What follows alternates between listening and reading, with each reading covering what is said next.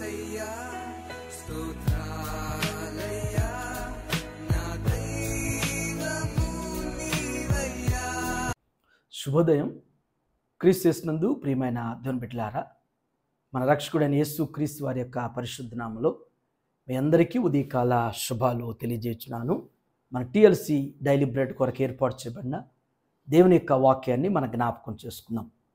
ఆదికాండం 34వ అధ్యాయము 10వ వచనాన్ని చదువుకుందాం. ఇందులో మీరు నివసించి వ్యాపారము చేసి ఆస్తి సంపాదించుకున్నాడని చెప్పాను. దేవుని బిడ్డలారా, ఈ ఉదయకాల సమయంలో ఈ భాగంలో నుంచి దేవుడు 3 తలంపులు మన జ్ఞాపకం చేస్తున్నారు. ఈ వచనానికి ఒక శీర్షిక, ఒక అంశం ఏంటంటే దైవ సంకల్పం. మనందరి పట్ల దేవుడు ఒక ప్రణాళిక, ఒక సంకల్పం కలిగి ఉన్నారు. మన జీవితంలో మనం ఎలాగా మన కలిగినటువంటి బిడ్డల విషయంలో, మన కుటుంబం విషయంలో ఎలాంటి సంకల్పం, ఎలాంటి ప్రణాళిక మనం కలిగి ఉంటామో, మన దేవుడు కూడా మనందరి పట్ల ఒక సంకల్పం, ఒక ప్రణాళిక కలిగి ఉన్నారు.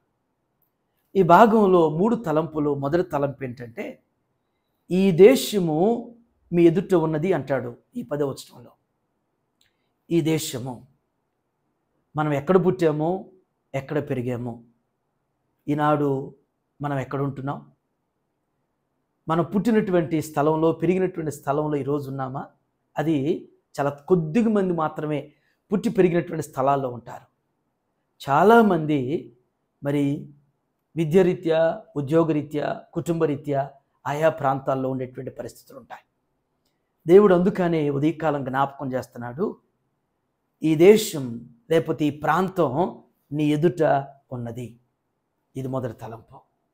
రెండవ తలంపు, ఇందులో మీరు నివసించి వ్యాపారం చేసి ఆస్తి సంపాదించుకోండి అంటున్నాడు. ఈ ప్రాంతంలో, ఈ దేశంలో దేవుడు నిన్ను ఉంచాడు. ఈ ప్రాంతం నీ ఎదుట దేవుడు ఉంచి, ఇక్కడ నీ జీవితంలో దేవుడు మనకి జ్ఞాపకం చేస్తున్నటువంటి తలంపు ఏంటంటే మీరు అంటున్నాడు. మీరు ఇక్కడ నివసించండి. దేవుని బిడ్డలారా, మనం అనుకున్నటువంటి స్థలంలో మనం నివసించం. మనం అనుకుంటాం, నాకు ఆ ప్రాంతం అయితే బాగుండిద్ది, ఈ ప్రాంతం అయితే బాగుండిద్ది, ఎక్కడుంటే బాగుండిద్ది, అక్కడుంటే బాగుండిద్ది అని మనం అందరం కూడా మనం ఎందరో అనుకుంటూ ఉంటాం. మనం అనుకున్నటువంటి ప్రాంతంలో, అనుకున్నటువంటి దేశంలో, అలాంటి స్థలంలో ఉండటం కాదు. దేవుడు మనందరి పట్ల ఆయన చిత్త ప్రకారం ఎక్కడ మనం ఉండటానికి దేవుడు ఒక ప్లేస్ నిర్ణయించాడు, అక్కడ మనం ఉండాలి. మరొక తలంపు పక్కన ఉన్నట్టు మాట ఏంటంటే వ్యాపారం చేసి ఆస్తి సంపాదించుకునండి. దేవుడు ఆదిలోనే మనకు ఒక మాట జ్ఞాపకం చేశాడు, మీరు ఫలించాలి అని. మీరు ఫలించాలి, మీరు అభివృద్ధి పొందాలి అని చెప్పేసి దేవుడు జ్ఞాపకం చేశాడు.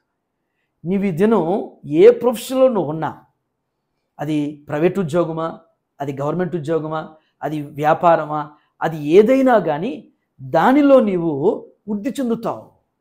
దానిలో నువ్వు ఫలించాలని, దాంట్లో నిన్ను అభివృద్ధి పరచాలని దేవుని ఉద్దేశమై ఉంది. చాలామంది చెప్పేటువంటి మాట ఏంటంటే, మా పనిలో మేము, మా ఉద్యోగంలో మేము ఎప్పటికి కూడా వృద్ధి చెందలేం, మేము ఎప్పటికి కూడా అభివృద్ధి అనేటువంటిది మాకేం కనిపించట్లేదు, మాకేమి అభివృద్ధి అనేటువంటిది ఏ ఆనవాలు కూడా కనబడతలేదు అని చెప్పేసి ఇలాంటి అపోహతో కూడినటువంటి, అనుమానాలతో కూడినటువంటి మాటలు మాట్లాడుతుంటారు. ఇది నీ ఒక దేవుని బిడ్డవై ఉంటే, నీ ఒక దేవుని యందు విశ్వాసం కలిగినటువంటి, భయభక్తులు కలిగినటువంటి వ్యక్తివై ఉంటే ఎందుకు నువ్వు వృద్ధి చెందవు? ఎందుకు అభివృద్ధి చెందవు? ఎందుకు విస్తరించవు? ఎందుకు దేవుని మీద నమ్మిక కలిగినటువంటి, దృఢమైనటువంటి విశ్వాసంతో కూడినటువంటి మాటలు ఎందుకు మాట్లాడలేకపోతున్నావు? అవిశ్వాసంతో మాట్లాడుతున్నామేమో. దేవుడు అంటున్నాడు, ఈ దేశం నీ ఎదుట ఉన్నది, ఇందులో ఇక్కడ నివసించి నీవు వ్యాపారం చేసి నీవు ఆస్తి సంపాదించుకో. ఇది దేవుని మాట, మనుషుల మాట కాదు. మనుషులైతే మన యొక్క పతనాన్ని కోరుతారేమో, మన యొక్క వినాశనం కోరుతారేమో, మన అభివృద్ధి చెందటం వారికి ఇష్టం ఉండదేమో. కానీ దేవుడే స్వయాన నీకు నాకు జ్ఞాపకం చేస్తానమాట. నీవు ఏది తలపెట్టినా కానీ, ఏ పనిలో, ఏ ఉద్యోగంలో ఉన్నా కానీ నీ వంతు కష్టపడు, దేవుని మీద ఆధారపడు. దేవుడు ఖచ్చితంగా అభివృద్ధిని అనుగ్రహించగలడు.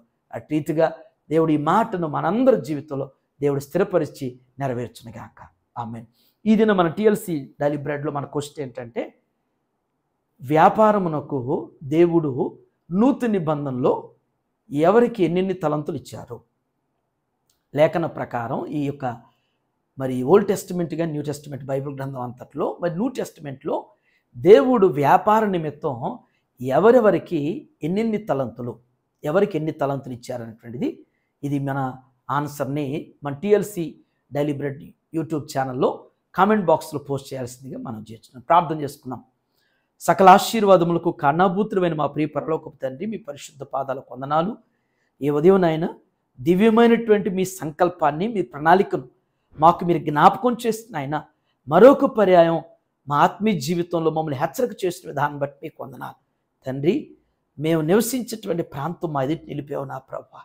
అయ్యా, ఈ ప్రాంతంలో నా తండ్రి మేము నివసించి, మేము వ్యాపారం చేసి, మేము ఆస్తిని సంపాదించుకోవాలని మీ యొక్క ఆకాంక్ష అయినది, మీ ఉద్దేశం అనేది, మీ యొక్క సంకల్పం అనేది ప్రభా, అది మేము గుర్తెరుగుతూ నా తండ్రి అయ్యా మమ్మల్ని ఏ స్థితిలో ఉంచారో, ఏ స్థలంలో నాయన, ఏ వ్యాపారంలో, ఏ ఉద్యోగంలో, ఏ పని నిమిత్తం ఉంచావో నాయన, ఆ పనిలో మా శక్తి లోపం లేకుండా మీ సహాయాన్ని కోరుకుంటూ, మీ చిత్తాన్ని గైకుంటూ నా ప్రభా మేము శ్రమించేవారుగా, ప్రయాసపడేటువంటి వారుగా, ఫలాలు పొందుకోవటానికనైనా ప్రయత్నం చేసేటువంటి ఆత్మీయమైనటువంటి నడిపింపును మా అందరికీ మీరు దయచేయమని ప్రార్థన చేస్తున్నాను. దేవా, ఈ ఉదయం టీయాల్సినది ఆహారం చూస్తున్న ప్రతి బిడ్డను కూడా మీ చేతులు సమర్పిస్తున్నాను.